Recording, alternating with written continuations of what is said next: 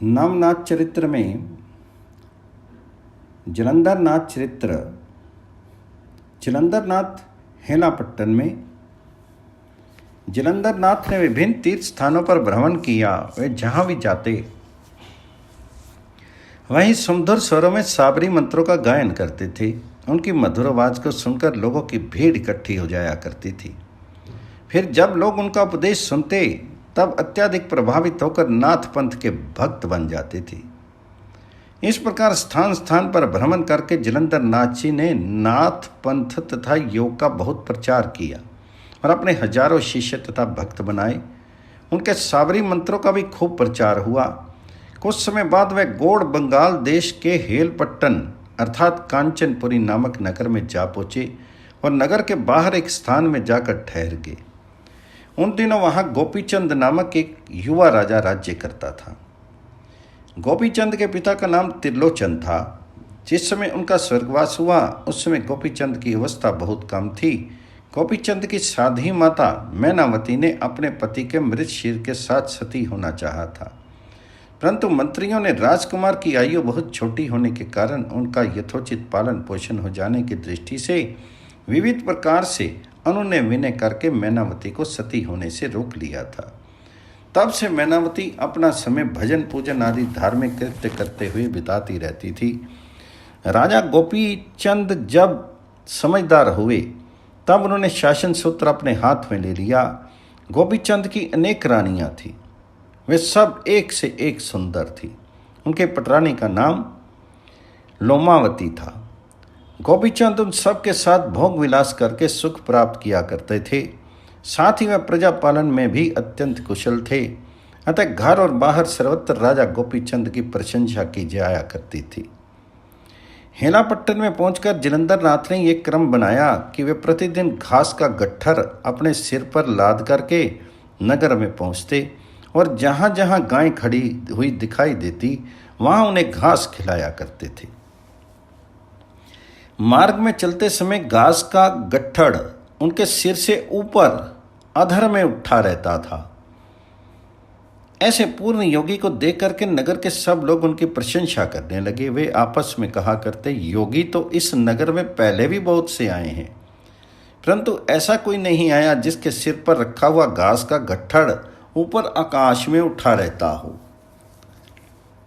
निश्चय ही ये योगी कोई पहुंचा हुआ सिद्ध पुरुष है। जलंधरनाथ की प्रशंसा फैलते फैलते राजभवन में भी जा पहुंची। एक दिन राजमाता मैनावती ने से एक दासी ने नगर में आए हुए नए योगी की चर्चा की और कहा कि आपको ऐसे योगी के दर्शन अवश्य करने चाहिए। एक बार जलंधरनाथ राजमहल के सामने होकर जा रहे थे। घास का गट्ठड़ पूर्ववत रूप से उनके मस्तक के ऊपर साथ साथ चला जा रहा था। राजमाता ने राजमहल की खिड़की से उस योगी को देखा तो उनके हृदय में योगी के प्रति असीम श्रद्धा जागृत हुई। उन्होंने अपनी एक विश्वस्त दासी को आज्ञा दी कि वह गुप्त रूप से पीछे रहकर योगी के निवास स्थान का पता लगाकर लौटे। दासी ने राजमाता की आज्ञा स्वीकार का पालन किया और जलंधरनाथ नगर से बाहर जिस स्थान पर ठहरे हुए थे उसके विषय में मैनावती को आगे बता दिया। दूसरे दिन रात्रि के समय रानी मैनावती अपनी एक विश्वस्त दासी को साथ लेकर राजमहल से चलकर जलंधरनाथ के निवास स्थान पर जा पहुंची। उस समय जलंधरनाथ समाधिस्थ बैठे थे। रानी उनके सामने चुपचाप हाथ जोड़े बैठी रही। बहुत देर बाद जब जलंधरनाथ की समाधि भंग हुई तब उन्होंने अपने सामने दो स्त्रियों को बैठे देखकर पूछा, तुम लोग कौन हो और इतनी रात के समय यहाँ किस लिए आई हो? तो मैनावती ने नम्र भाव से कहा, है महाराज, मैं यहाँ की राजमाता मैनावती हूँ। ये मेरी सेविका है। यहाँ मैं आपके दर्शन के लिए आई हूँ। विधवा होने के कारण मैं सब लोगों के सामने नहीं निकल सकती, इसलिए मुझे इतनी रात में यहाँ आना पड़ा है। यह सुनकर जलंधरनाथ बोले, हे राजमाता, किसी भी स्त्री को एकांत स्थान में पर पुरुष के साथ इस प्रकार भेंट करना उचित नहीं है। अतः तुम यहाँ से चली जाओ। यह संसार बड़ा स्वार्थी तथा कपटी है। ये तुम्हारे ऊपर मिथ्या आरोप लगाएगा तथा मुझे भी बदनाम करेगा, इसलिए इस पापी संसार से डरना आवश्यक है। मैनावती बोली, महाराज, आप तो ब्रह्मज्ञानी हैं, आपकी दृष्टि में स्त्री पुरुष का भेद कैसा, और इस संसार से आपको भय क्यों लगता है?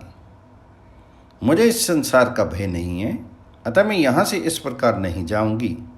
तो जलंधर नाथ ने रानी की परीक्षा लेने की दृष्टि से कहा, यदि तुम नहीं जाओगी तो मैं पत्थर मारकर तुम्हारा सर फोड़ दूंगा अथवा शाप देकर भस्म कर दूंगा। इसलिए यदि तुम अपना जीवन चाहती हो तो यहाँ से तुरंत चली जाओ।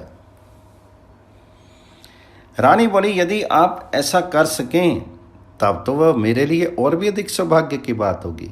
आपके द्वारा मारे जाने पर मेरी उत्तम गति होगी।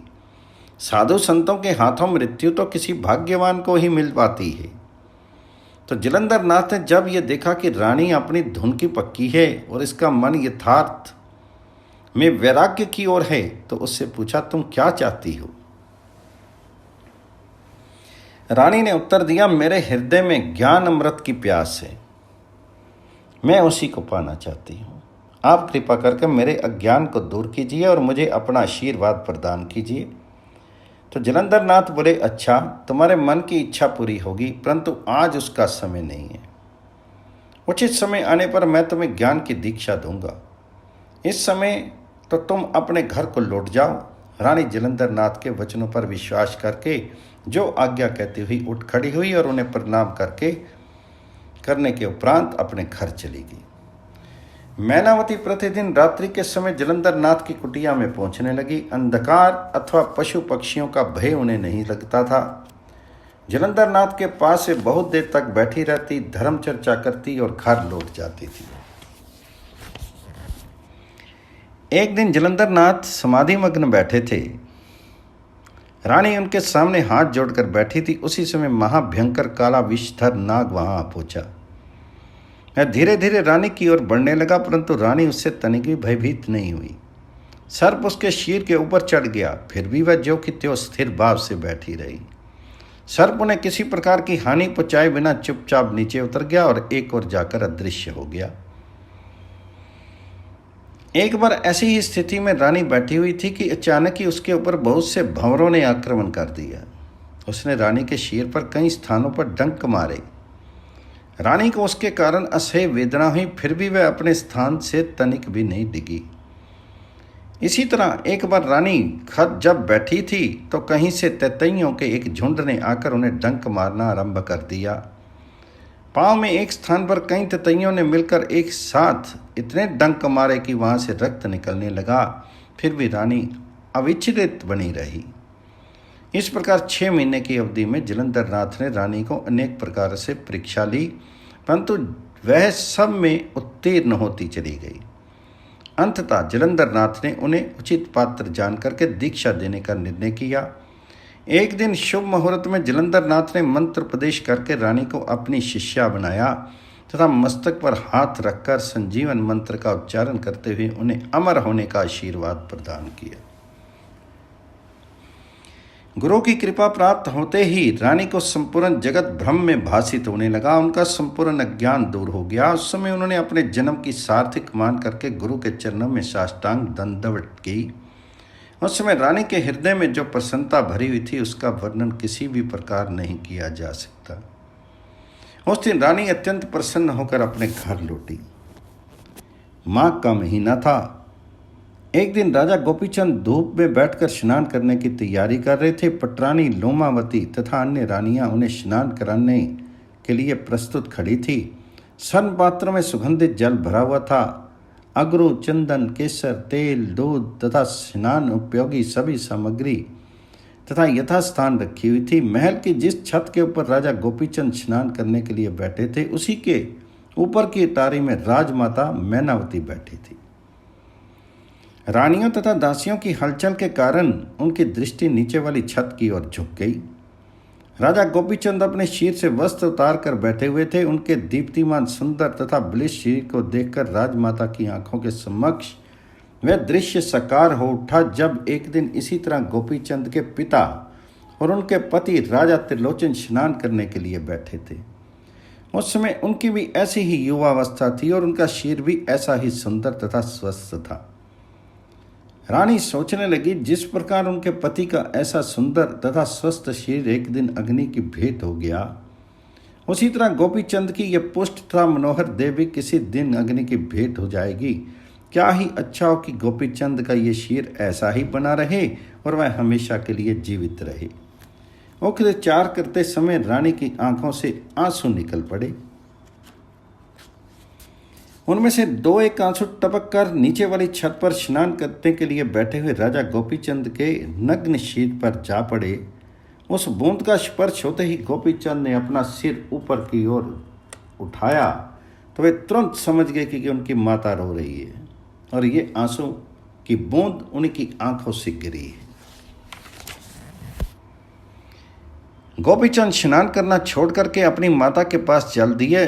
उनसे साथ साथ पटरानी लोमावती भी गई।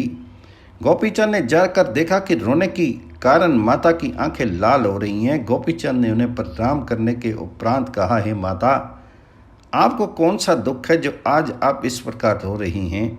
क्या आपने किसी ने कुछ कह दिया है अथवा आपको कोई रोग हुआ है? तो राजमाता ने उत्तर दिया, है पुत्र, ना तो किसी ने मुझसे कुछ कहा है और ना मेरे शरीर में किसी प्रकार का कष्ट ही है। मुझे कुछ पुरानी बातों का ख्याल आ गया, इसलिए मेरी आंखों में आंसू निकल पड़े थे। तो गोपीचंद ने पूछा, क्या पिताजी का स्मरण हो आया था?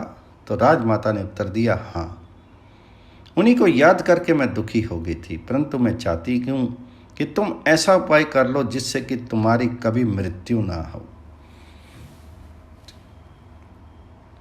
गोपीचंद ने कहा, यह कैसे हो सकता है? तो राजमाता बोली, ऐसा होना असंभव नहीं है। अमृत प्रदान करने वाले महात्मा अपने नगर में आए हुए हैं। तुम उनसे आशीर्वाद एवं दीक्षा लेकर अमृत प्राप्त कर सकते हो।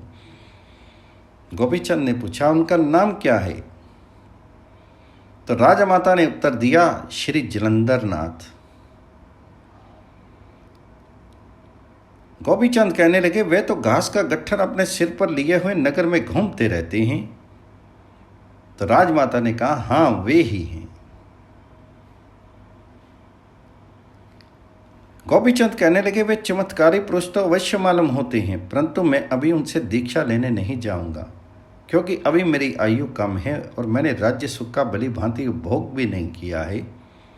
12 वर्ष बाद मैं दीक्षा लेकर अमर बन जाऊंगा। यह सुनकर राजमाता ने पूछा, हे पुत्र, 12 वर्ष तक जीवित बने रहने का भी क्या भरोसा है? क्या तुम्हें विश्वास है कि तुम्हारा ये शरीर 12 वर्ष तक अवश्य जीवित बना रहेगा? तो गोपीचंद ने कहा, काल कब आ जाएगा इसका पता तो किसी को भी नहीं होता, तब मैं ही ये विश्वास कैसे कर सकता हूँ? तो रानी बोली, जब यही बात है तो तुम 12 वर्ष बाद दीक्षा लेने की बात क्यों करते हो? तो गोपीचंद ने यह सुनकर कुछ क्षण मौन रहे, फिर बोले, अच्छा, मैं जलंधर नाथ जी से मिलूंगा। आपकी आज्ञा का पालन करना मेरा धर्म है। यदि जलंधर नाथ जी मुझे अमर होने का विश्वास दिला देंगे तो मैं तुरंत दीक्षा ले लूँगा। ये कहकर गोपीचंद स्नान करने के लिए लौट पड़े। राजमाता मैनावती तथा राजा गोपीचंद की सब बातों को रानी लोमावती ने खड़े होकर सुना था। उसने अपने मन में विचार किया कि यदि राजा ने अमृत प्राप्ति के लोभ में दीक्षा ले ली तो उस स्थिति में हम लोगों के तो भाग्य ही फूट जाएंगे। अस्तु मुझे अभी से कोई ऐसा उपाय करना चाहिए जिससे कि राजा जी योग की दीक्षा न ले सकें। राजमाता के पास से लौटकर गोपीचंद ने स्नान किया, परंतु उस समय उनके चेहरे पर पहले जैसी प्रसन्नता नहीं थी। वे गंभीर विचार सागर में डूबे हुए थे। अन्य रानियां ये देखकर समझ गई कि अवश्य कुछ दाल में काला है, जिसके कारण राजमाता के पास से लौटने के बाद राजा इतने गंभीर बन गए। जब राजा गोपीचंद स्नान करके चले गए तब अन्य सब रानियां लोमावती को घेर कर खड़ी हो गई और उससे पूछने लगे कि राजमाता तथा राजा के बीच में ऐसी क्या बात हुई है जिसके कारण राजा इतने गंभीर हो गए हैं। लोमावती ने उन्हें संपूर्ण विवरण कह सुनाया। उसे सुनकर अन्य रानियों ने भयभीत होते हुए कहा, राजमाता को आज्ञा मानकर यदि महाराज ने योग दीक्षा ले ली तो हम लोगों का क्या होगा? तो लोमावती बोली, यही तो मैं भी सोच रही हूँ। उनमें से एक रानी बोली, हमें स्त्री चरित्र दिखाना चाहिए। तथा ऐसे उपाय करना चाहिए जिससे हमारा ये खटका सदा के लिए मिट जाए। इसके बाद उन सब ने मिलकर सलाह की तथा बहुत देर बाद एक उपाय ढूंढ निकाला। लोमावती ने कहा, इस उपाय को मैं क्रियान्वित करूंगी। दूसरे दिन राजा गोपीचंद जब पटरानी लोमावती के अंतःपुर में गए तो रानी उन्हें आता हुआ देखकर रोने तथा नकली आंसू बहाने लगी। ये देखकर गोपीचंद ने उससे रोने का कारण पूछा। बहुत देर तक इधर उधर की बातें करने के उपरांत रानी ने कहा, मेरे दुर्भाग्य का समय आने वाला है, इसलिए मैं रो रही हूँ। तो गोपीचंद ने कहा, दुर्भाग्य कैसा? जो भी बात हो मुझे साफ साफ कहो। तो रानी ने त्रिया चरित्र दिखाते हुए कहा, यदि आप मुझे प्राण दान दें तो मैं सत्य बात को प्रकट करूं। तो गोपीचंद ने और भी आश्चर्यचकित होते हुए कहा, तुम्हें प्राण दान मांगने की आवश्यकता क्यों आ पड़ी? तुम मेरी पटरानी हो, जो भी कहना चाहती हो वह निसंकोच कह दो। तो लोमावती बोली, बात ऐसी है कि उसे सुनकर आप विश्वास नहीं करेंगे, उल्टे मेरे ही ऊपर क्रुद्ध हो जाएंगे। गोपीचंद ने उत्तर दिया, मैं तुम्हारी प्रत्येक बात पर विश्वास करूंगा और तनिक भी नाराज नहीं होऊंगा। तुम्हें जो कुछ कहना है वह जल्दी कह दो। तब लोमावती ने इस प्रकार कहा, हे महाराज, पिछले कई महीने तक पता चलाते रहने के बाद मैं इस निष्कर्ष पर पहुंची हूँ कि हमारे नगर में जलंधर नाथ नामक जो योगी आया हुआ है उसके साथ राजमाता का अनुचित संबंध है। राजमाता सबसे छिपकर प्रतिदिन रात्रि के समय उस जोगी से मिलने के लिए नगर से बाहर उनकी एकांत कुटी में जाती है। अब राजमाता और उस योगी ने मिलकर ये षड्यंत्र रचा है कि वे आपको तो योग दीक्षा देकर राजपाट छोड़ देने के लिए मजबूर कर दें और स्वयं दोनों मिलकर राजगद्दी का उपभोग करें।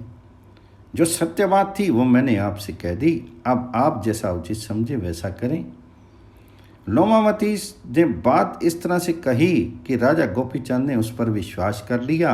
उन्होंने मन में सोचा कि अवश्य ही राजमाता का योगी से कोई विशेष लगाव है,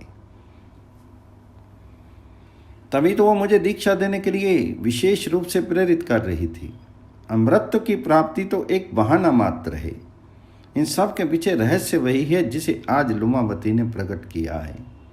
यह सोचकर राजा गोपीचंद ने लोमावती से कहा, रानी, तुम किसी तरह की चिंता मत करो, मैं आज ही उस योगी को उचित दंड दिला देता हूँ। इतना कहकर राजा गोपीचंद अंतःपुर से बाहर निकल पड़े।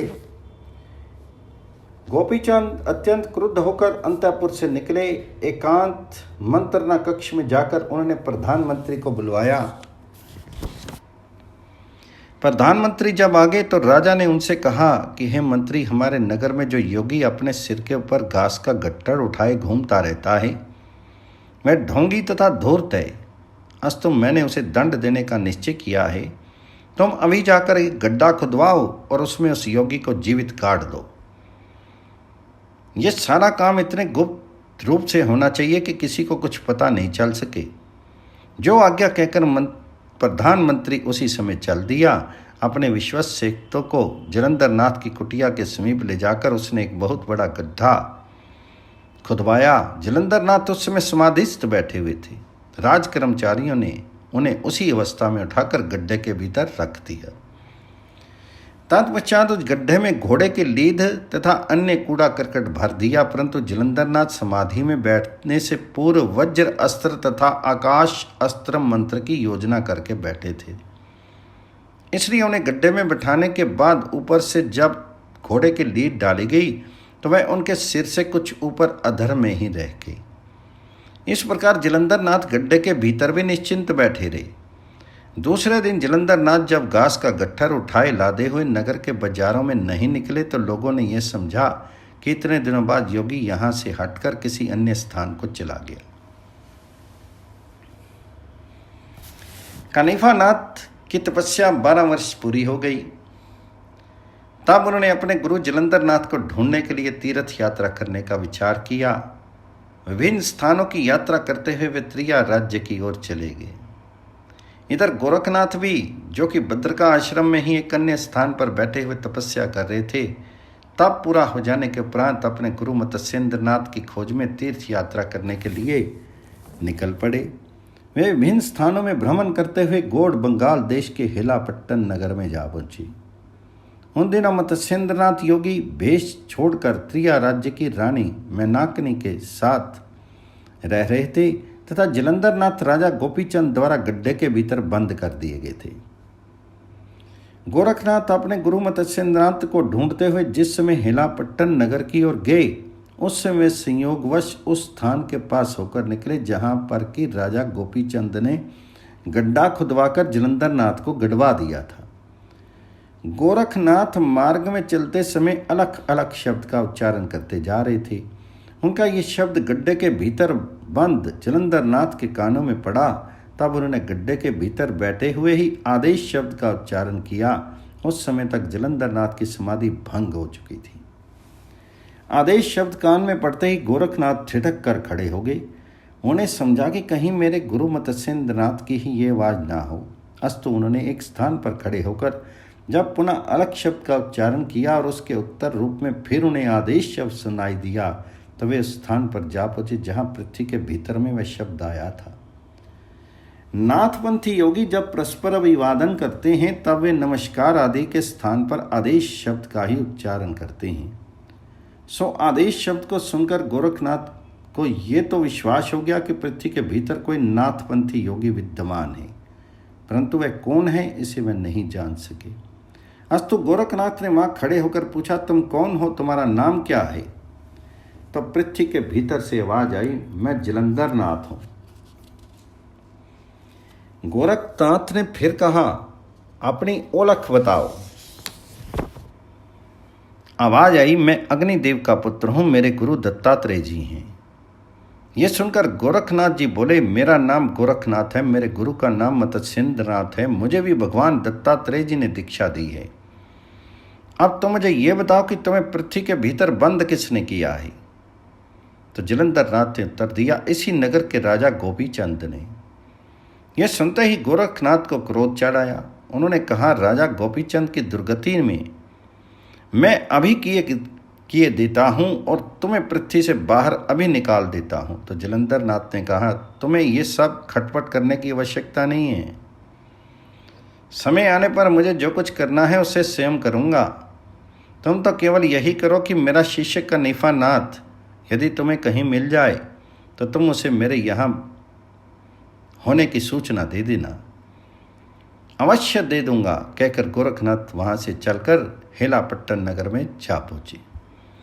वहाँ उनके वेश को देखकर प्रजा ने उन्हें जलंधरनाथ समझा और वह उनके दर्शनों के लिए उमड़ पड़ी। इससे गोरखनाथ को यह पता चल गया कि इस नगर की प्रजा जलंधरनाथ को बहुत चाहती रही है तथा प्रजा की ना जानकारी में राजा गोपीचंद ने जलंधरनाथ को जमीन में दबा देने का दुष्कृत किया है। फिर भी उन्होंने अपने मुंह से किसी भी कुछ नहीं कहा और वे उस पापी राजा के नगर में भिक्षा मांगना अधर्म समझ के वहाँ से शीघ्र ही लौट आए। तत्पश्चात वह किसी अन्य स्थान के लिए चले गए। उधर कनिफानाथ जब त्रिया राज्य में पहुंचे तो उन्होंने वहां पर मत्स्येंद्रनाथ को योगी वेश त्याग करके रानी मैनाकनी के साथ राज्य सुखों का भोग करते हुए देखा। नाथपंथी योगी के इस अधः पतन को देखकर कनिफानाथ की घोर निराशा हुई, परंतु उन्होंने अपने मुंह से कुछ नहीं कहा, क्योंकि मत्स्येंद्रनाथ भगवान दत्तात्रेय के प्रथम नाथपंथी शिष्य होने के कारण कनिफानाथ के गुरु जलंधरनाथ के भी बड़े भाई जैसे थे। इस नाते वे कनिफानाथ के लिए भी गुरु तुल्य थे। त्रिया राज्य में मत्स्येंद्रनाथ ने कनिफानाथ का बहुत स्वागत सत्कार किया तथा कुछ दिनों तक उन्होंने अपने पास भी रखा। रानी मैनाकनी ने इस भय से कि कहीं कनिफानाथ गोरखनाथ को जाकर मत्स्येंद्रनाथ के त्रिया राज्य में रहने की बात न बता दे और गोरखनाथ उसे सुनकर त्रिया राज्य में आकर मत्स्येंद्रनाथ को अपने साथ वापस ना लौटा ले जाए, कनिफानाथ को त्रिया राज्य में ही बनाए रखने के लिए अनेक प्रकार के प्रलोभन उपस्थित किए, परंतु कनिफानाथ उनमें से एक के भी चक्कर में नहीं आए। कुछ दिनों तक वहां रहने के बाद वे मत्स्येंद्रनाथ से विदा होकर त्रिया राज्य से बाहर निकल गए और विभिन्न स्थानों में भ्रमण करते हुए अपने गुरु जलंधरनाथ को ढूंढने लगे। कुछ वर्षों बाद तीर्थाटन करते हुए एक स्थान पर गोरखनाथ तथा कनिफानाथ की भेंट हुई। वहाँ बातों ही बातों में एक दूसरे के द्वारा दोनों को अपने अपने गुरुओं की स्थिति एवं स्थान के विषय में पता चला। दोनों ने एक दूसरे का आभार माना तथा दोनों ही एक दूसरे से विदा लेकर अपने अपने गुरुओं से मिलने के लिए चल दिए। गोरखनाथ ने त्रिया राज्य में पहुंचकर गुरु मत्स्येंद्र नाथ से भेंट की और कुछ दिनों बाद उन्हें वहां से वापस ले आए। इस कथा का पिछले अध्याय में विस्तार पूर्वक वर्णन किया जा चुका है। इधर कनिफानाथ गौड़ बंगाल देश में पहुंचकर वहां की राजधानी हेलापट्टन नगर में गए। उस समय उनके साथ बहुत से शिष्य थे तथा हाथी, घोड़े, रथ, पालकी आदि का बड़ा राजसी आडंबर भी था। जलंधरनाथ के चले जाने का समाचार सुनकर राजमाता मैनावती के हृदय पर बहुत गहरा आघात पहुंचा। वे उनकी कृपा द्वारा अपने पुत्र गोपीचंद को अमर बनाने की बहुत इच्छुक थी। धीरे धीरे ये दुख इतना बढ़ा कि वे बीमार हो गई। जब उसकी बीमारी अधिक बढ़ गई तो गोपीचंद अत्यधिक चिंतित हुए। एक दिन उन्होंने अपनी माता से पूछा, हे माता, आपके इस रोग का कारण क्या है? ये आप मुझे स्पष्ट बताने की कृपा कीजिए। तो मैनावती बोली, हे पुत्र, मैं तुझको चिरंजीवी बनाना चाहती थी, परंतु तुम घर आए हुए संत का आशीर्वाद भी प्राप्त नहीं कर सके। मुझे इसी बात का सबसे अधिक दुख है। यह सुनकर गोपीचंद ने कहा, हे माता, जो व्यक्ति स्वयं इधर उधर मारा मारा फिरता है और भिक्षा मांगकर खाता है, वह किसी दूसरे को कैसे अमरत्व प्रदान कर सकता है? मुझे तो ऐसा लगता है कि वह योगी आपकी बुद्धि को मोहित कर गया है, इसलिए आप इस प्रकार की बातें कर रही हैं। तो मैनावती बोली, पुत्र, ऐसी बात नहीं है। वे तो बहुत ही पूछे हुए सिद्ध पुरुष थे। उन्हें साक्षात नारायण का अवतार समझना चाहिए। वे मुझे अमरत्व प्रदान कर गए हैं और यदि तुम उनसे दीक्षा ले लेते तो तुम्हें भी अमरत्व दे जाते। आपको अमरत्व प्रदान कर गए हैं? गोपीचंद ने आश्चर्य में भरकर कहा, हाँ, ये सत्य है। मुझे ये असार संसार ब्रह्म में प्रतिभासित उठा है। मुझे हर समय ऐसा प्रतीत होता रहता है जैसे मेरे मस्तक के ऊपर मेरे प्रभु का हाथ रखा हुआ हो। उनकी कृपा से मैं सब प्रकार के दुखों से मुक्त हो गई हूँ। मेरे शरीर को कोई रोग नहीं है। मुझे केवल यही शौक है कि तुम उनका आशीर्वाद लेकर अमृत प्राप्त नहीं कर सके। ये कहकर मैनावती चुप हो गई। ये सुनकर गोपीचंद बहुत पछताने लगे। उन्होंने अपनी माता से कहा, माता, मुझसे बड़ी भूल होगी जो मैंने अपनी ही मूर्खता से हाथ में आए हुए रत्न को फेंक दिया। मैनावती बोली, अब पछताने से क्या होगा? अब तो तुम भविष्य के लिए सतर्क रहो। यदि कोई नाथपंथी योगी यहाँ फिर आ जाए तो तुम उसका आदर सत्कार करना और उसे प्रसन्न करके दीक्षा ले लेना। उससे मेरी मनोकामना पूर्ण हो जाएगी और तुम भी अमर बन जाओगे। गोपीचंद के मन में पश्चाताप हो रहा था। वे सोच रहे थे, मैंने जलंधर की हत्या करा के बहुत बड़ा अधर्म कर डाला है। अब किसी अन्य संत की शरण लेकर मुझे उस पाप का प्रायश्चित करना चाहिए। कुछ देर तक विचार करने के उपरांत गोपीचंद ने मैनावती से कहा, हे माता, आज मैं तुम्हारे सामने शपथ खाकर प्रतिज्ञा करता हूँ कि यदि अब की बार मेरे राज्य में कोई नाथपंथी साधु आया तो मैं उससे दीक्षा अवश्य ले लूँगा और इस प्रकार तुम्हारी इच्छा को पूरा करूँगा। गोपीचंद के इस निश्चय को सुनकर मैनावती अत्यंत प्रसन्न हुई। उसके मन में आधी चिंता इसी समय से दूर हो गई। फलस्वरूप उसका शरीर स्वस्थ होने लगा। गोरखनाथ द्वारा अपने गुरु का पता लगाकर कनिफानाथ हेलापट्टन में आ पहुंचे। कनिफानाथ राजसी ठाठ बाट से रहा करते थे। राजाओं के समान ही उनके पास हाथी, घोड़े, रथ, पालकी, नौकर चाकर आदि का विशाल झुंड था। सैकड़ों शिष्य तथा भक्त उनके साथ रहा करते थे। वह स्वयं हाथी पर बैठकर चला करते थे। उनकी ख्याति वायु ये वेग के समान देश देशांतरों में फैलती चली आ रही थी। योगी कनिफानाथ हेलापट्टन में आ रहे हैं, ये समाचार जब वहाँ की प्रजा ने सुना तो वह अत्यंत प्रसन्न हुई। हजारों की संख्या में स्त्री पुरुष उनका स्वागत करने के लिए नगर की बाहरी सीमा पर जा पहुँचे। राजा गोपीचंद भी अपने मंत्रियों तथा सभासदों को साथ लेकर कनिफानाथ की अगवानी करने के लिए गए। सब लोगों ने जब कनिफानाथ के दर्शन प्राप्त किए तो जय जयकार के नारों से आकाश गूंज उठा। राजा गोपीचंद ने उनके चरणों पर गिरकर साष्टांग दंडवत की। तत्पश्चात वे कनीफा नाथ को अपने साथ राजभवन में लिवा ले गए।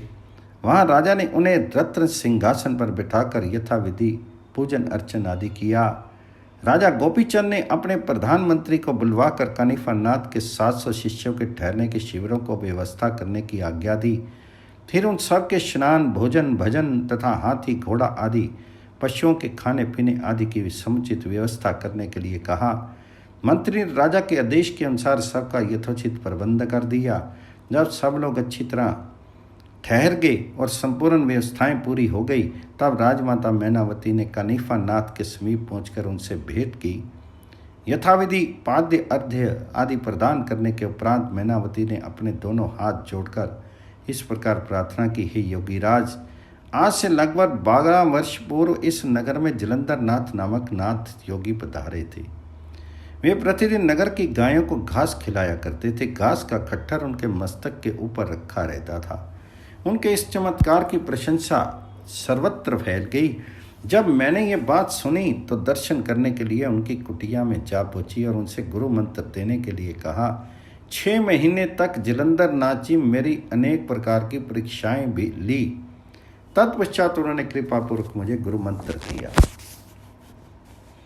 और अपनी शिष्या बनाया। इतना ही नहीं, उन्होंने मेरे मस्तक पर हाथ रखा और मुझे चिरंजीवी होने का आशीर्वाद भी प्रदान किया। ये सुनकर कनीफा नाथ ने कहा, आपने अपने ऐसे गुरु की देखभाल क्यों नहीं रखी? तो मैनावती बोली, वे तो मुझे बिना बताए ही जाने कहाँ चले गए। मेरी बड़ी इच्छा थी कि वे मेरे पुत्र को भी अपना शिष्य बनाते और अमृतत्व प्रदान करते, परंतु उनके अचानक ही चले जाने के कारण मेरी ये अभिलाषा मन में ही रह गई। राजमाता की बात सुनकर कनीफा नाथ ने कहा, हे मैनावती, मेरे और तुम्हारे गुरु जलंधर नाथ जी अन्यत्र कहीं नहीं गए हैं, वे इसी नगर की सीमा में हैं। मैनावती ये सुनकर आश्चर्यचकित रह गई, कहने लगी, ऐसा नहीं हो सकता, वे यहाँ पर नहीं हैं। तो गोपीचंद उस समय वहीं उपस्थित थे। कनीफा नाथ की बात सुनकर उनका चेहरा सफेद पड़ गया था। कनीफा नाथ ने कहा, हे राजमाता, इस देश के राजा ने उन्हें छिपा दिया है। यदि तुम्हें मेरी बात पर विश्वास ना हो तो तुम अपने पुत्र से पूछ लो। मैं उनके यहाँ होने के संबंध में निश्चित जानकारी पाकर ही हेलापट्टन में आया हूँ। फिर उन्होंने राजा गोपीचंद की ओर दृष्टि घुमाते हुए कहा, क्यों राजन, मेरे गुरुदेव को तुमने कहाँ छिपा रखा है, बता क्यों नहीं देते? तो राजा गोपीचंद को ऐसा लगा जैसे उनकी चोरी पकड़ी गई हो, परंतु वे मौन बने रहे। तब राजमाता ने उनसे कहा, बेटा, मेरे गुरुदेव कहाँ हैं? यदि तुमने उन्हें कहीं छिपा दिया है तो बता क्यों नहीं देते? राजा गोपीचंद पूर्ण रूप से हतप्रद हो गए। उन्होंने अपने आप की स्वीकृति में मस्तक नीचे झुका दिया। यह देखकर राजमाता को घोर कष्ट हुआ। वे समझ गई कि उसके पुत्र ने ही उनके साथ धोखा किया है और जलंधर नाथ जी का कोई अनिष्ट कर डाला है। अस्तु उन्होंने घबराए हुए स्वर में फिर कहा, गोपीचंद, मेरे गुरु कहाँ हैं, शीघ्र बता दो। मजबूर होकर गोपीचंद ने सब वृतांत कह सुनाया और अत्यंत दीन बनकर कनीफा नाथ के चरणों में अपना मस्तक रखते हुए ये प्रार्थना की कि मुझसे जो बड़ा भारी पाप बन पड़ा है उससे आप मुझे मुक्त तथा क्षमा प्रदान करने की कृपा करें। गोपीचंद के मुख से सब वृतांत सुनकर राजमाता मैनावती भी सन्नाटे में आ गई। उन्हें अपना सिर पीटते हुए रोना आरंभ कर दिया। उस समय कनीफा नाथ ने उन्हें सांत्वना देते हुए कहा, हे राजमाता, घबराने की कोई बात नहीं है। मेरे जिन गुरु जी ने तुझे अमृतत्व प्रदान किया है उनका तनिक भी नष्ट करने की सामर्थ्य किसी में नहीं है। वे जहाँ भी हैं वहाँ पूर्ण रूप से सकुशल तथा जीवित हैं। मैं थोड़ी ही देर में उन्हें सबके सामने प्रकट कर दूंगा। तो राजमाता ने पूछा, अब मेरे इस पापी पुत्र का क्या होगा? तो कनीफा नाथ ने उत्तर दिया, मैं यदि स्वयं भी चाहूँ तो तुम्हारे पुत्र को संपूर्ण राजपाट सहित भस्म कर सकता हूँ, परंतु मैं ऐसा नहीं करूँगा।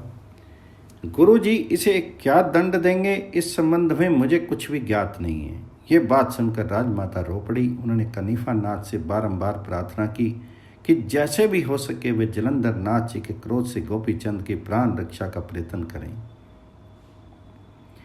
रानी के बहुत अन्य विनय करने पर कनीफा नाथ ने उन्हें ये कहकर आश्वस्त किया कि वे गोपीचंद की प्राण रक्षा के लिए अवश्य पूरा पूरा प्रयत्न करेंगे। कनीफा नाथ ने सोना, चांदी, तांबा, पीतल और लोहा, इन 5 धातुओं द्वारा राजा गोपीचंद की आकृति के 5 मानवाकार पुतलों का निर्माण कराया। उन पुतलों को उस स्थान पर पहुंचा दिया गया जहां पर कि जलंधर नाथ को पृथ्वी में गड्ढा खोदकर गाड़ दिया गया था। शुभ मुहूर्त देखकर कनीफा नाथ राजा गोपीचंद को अपने साथ लेकर उस स्थान पर जा पहुंचे। सर्वप्रथम उन्होंने सोने के पुतले को उस गड्ढे के ऊपर रखवाया जिसके नीचे जलंधर नाथ दबे हुए थे। तदुपरांत उन्होंने चिरंजीवी मंत्र से अभिमंत्रित भस्म को राजा गोपीचंद के ललाट पर लगाया और कहा कि तुम स्वयं अपने हाथ से कुदाल लेकर इस गड्ढे को खोदना आरंभ करो। जब गड्ढे के भीतर कौन है की आवाज आई, उस समय तुम मैं राजा गोपीचंद हूं कहकर उत्तर देना तथा ये कहने के बाद तुरंत ही उस स्थान से हटकर दूर खड़े हो जाना। कनीफा नाथ ने वैसा जैसे कहा था, गोपीचंद ने वैसे ही किया। कनीफा नाथ स्वयं गड्ढे से कुछ दूर हटकर बैठ गए।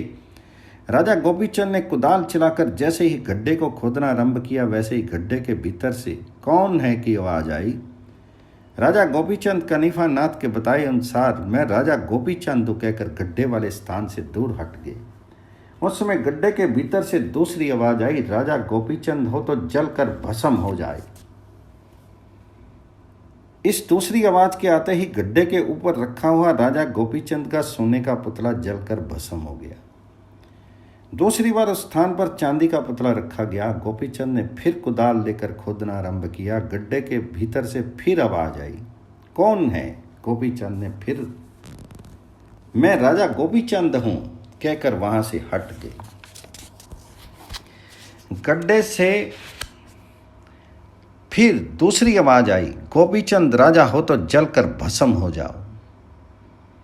और दूसरी बार चांदी का पुतला जलकर भस्म हो गया। इस तरह क्रमशः तांबा, पीतल और लोहे के पुतले भी जलकर भस्म हो गए। छठी बार जब गड्ढा बिल्कुल खाली हो गया, तब जलंधर नाथ ने अपने मन में विचार किया कि मेरे 5 बार शाप देने पर भी राजा गोपीचंद बार बार बच गया, इसमें कोई ना कोई रहस्य अवश्य है।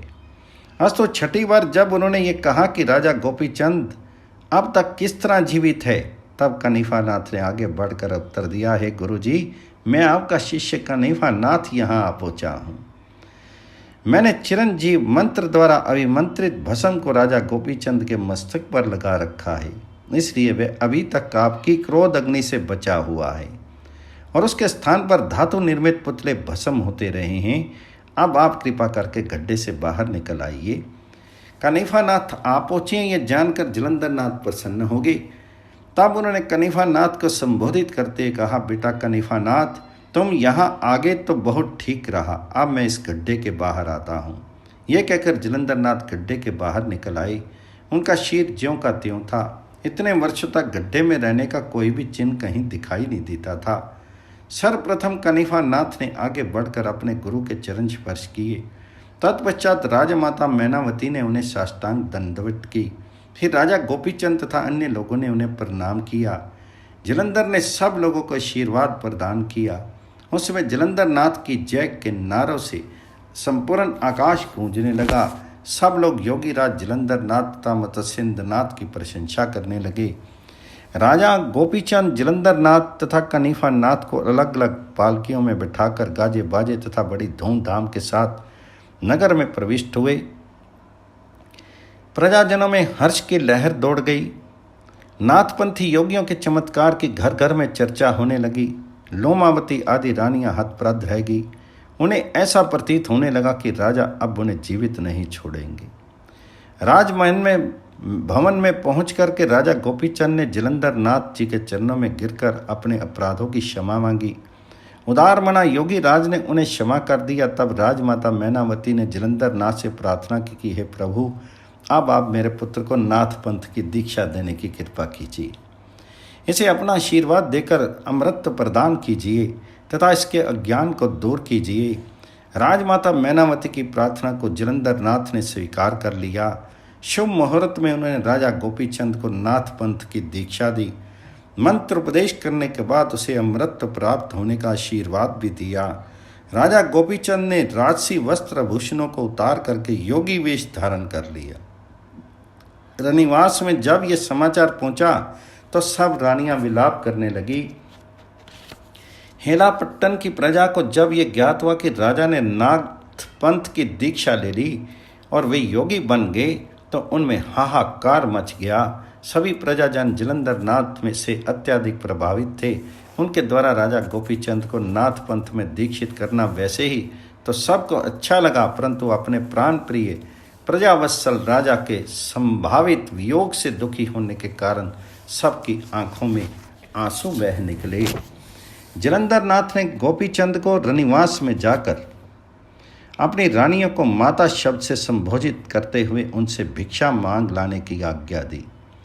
गुरु की आज्ञा अनुसार योगी वेशधारी राजा गोपीचंद हाथ में खप्पर लिए अपनी रानियों से भिक्षा मांगने के लिए अंतःपुर में जा पहुँचे। उन्हें रनिवास में जाकर कहा, माताओं, आप मुझे भिक्षा प्रदान करने की कृपा करो।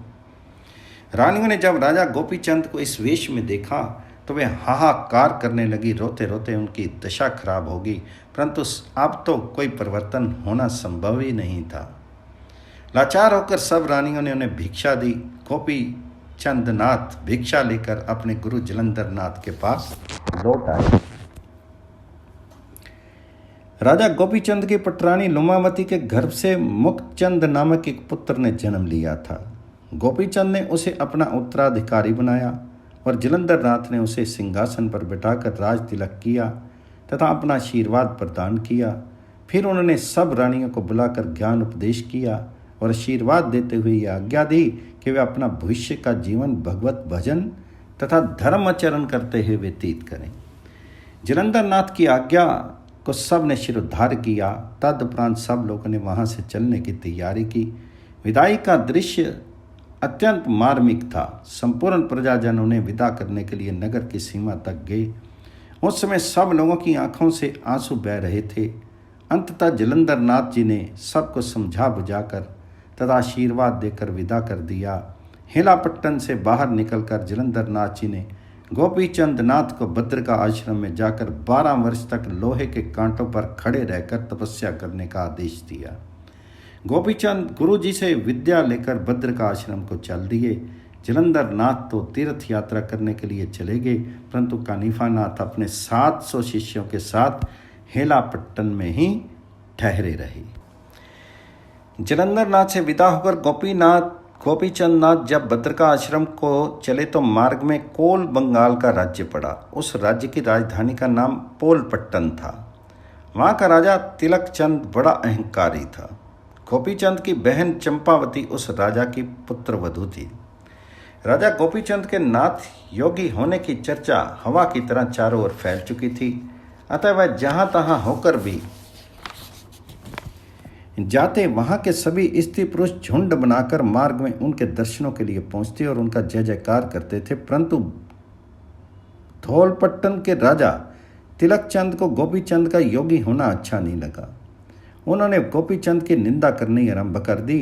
गोपीचंद जब उनके राज्य में पहुंचे तो वह ना तो स्वयं ही गोपीचंद से मिलने के लिए आया, ना उसने गोपीचंद को ही अपने घर बुलाया।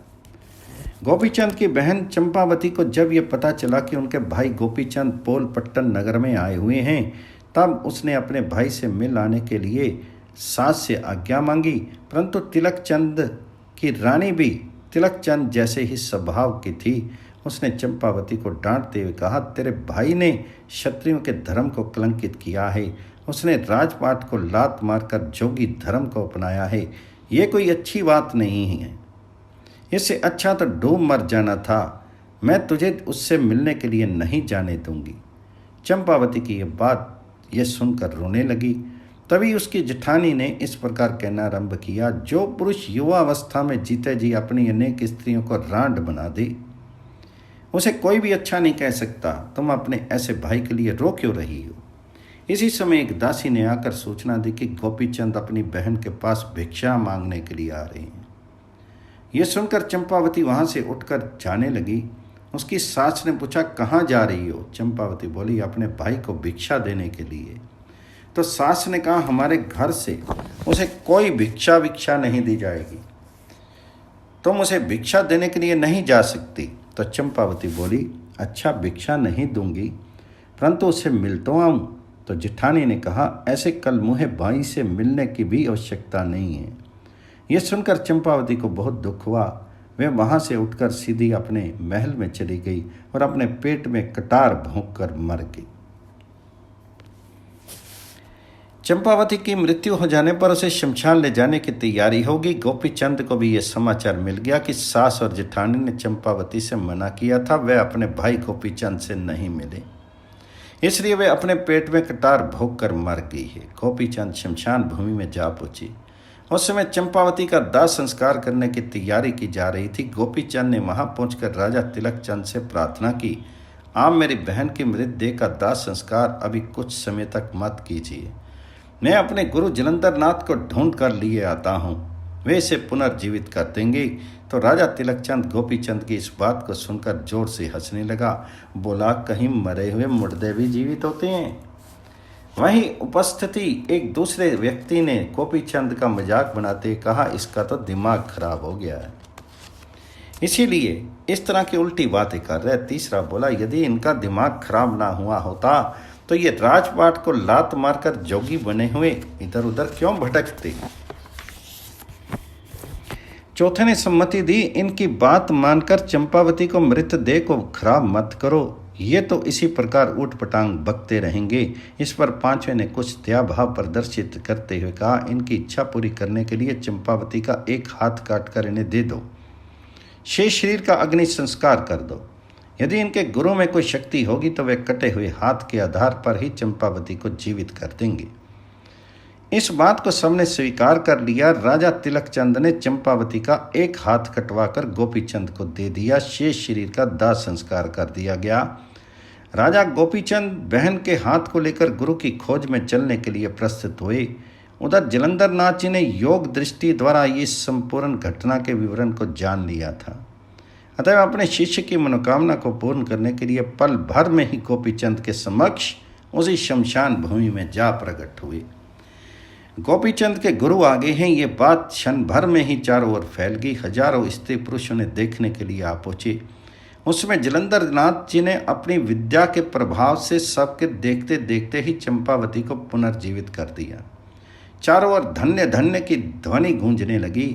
सब लोगों में से अत्यंत लज्जित होते हुए विनम्र भाव से जलंधर नाथ तथा गोपीचंद नाथ के चरणों में प्रणाम अर्पित किया। राजा तिलकचंद, उनकी पत्नी चंपावती की जेठानी आदि सभी अत्यंत लज्जित हुए।